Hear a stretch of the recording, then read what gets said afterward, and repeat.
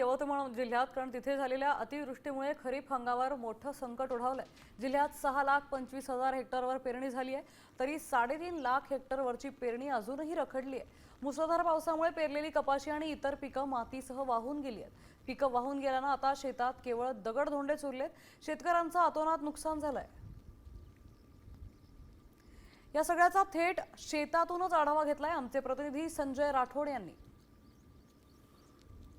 जून महिना कोरडा गेल्यानंतर जुलै महिन्याच्या पहिल्या दिवसापासून पावसाला सुरुवात झाली। अनेक ठिकाणी धोधो पाऊस कोसळत आहे। अशात काही ठिकाणी पेरणी झालेल्या शेतामध्ये अक्षरशः संपूर्ण जमीन जी आहे ती संपूर्ण खरडून गेलेली आहे।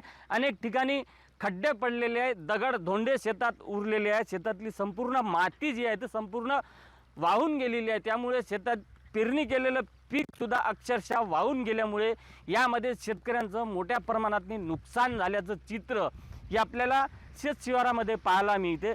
त्यामुळे हा खरीप हंगाम शेतकऱ्याचा वाया गेल्याचं स्पष्ट होते। संजय राठोड, साम टीव्ही न्यूज, यवतमाळ।